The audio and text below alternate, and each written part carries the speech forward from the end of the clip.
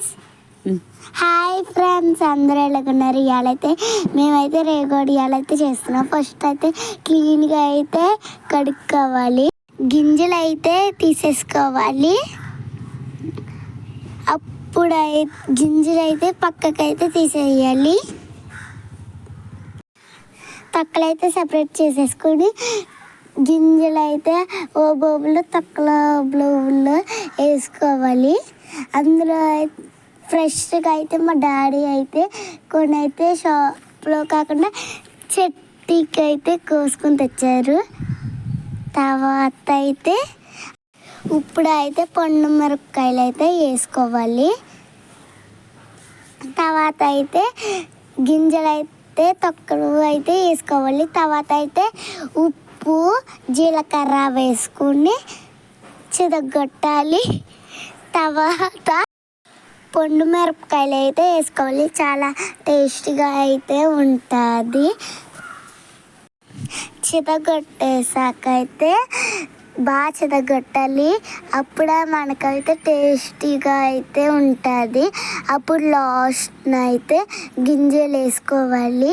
లేకపోతే పళ్ళకైతే తగిలేస్తాయి. అందుకనే చితగొట్టేసేయాలి బాగా. ఇప్పుడైతే గింజలు అయితే వేసేయాలి.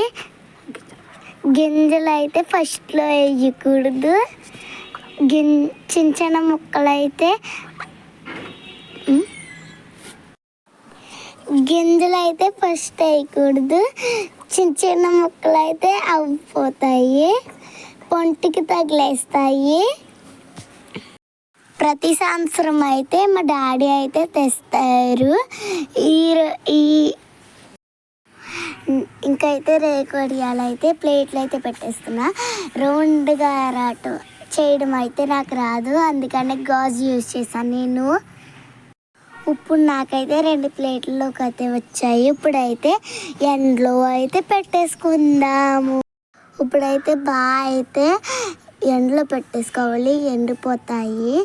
సాయంత్రం అయితే తిరగేస్తాము. అప్పుడైతే ఇంకా ఫ్రెండ్స్ ఇప్పుడైతే బాగా ఎండి ఉండాలి ఫ్రెండ్స్, బాగా ఎండుతాయి.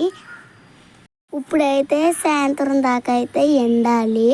1 వీక్ అయితే ఎండాలి. తర్వాత అయితే ఎలాగొచ్చాయో ఇప్పుడు లైక్ చేసి సబ్స్క్రైబ్ చేసుకోండి ప్లీజ్.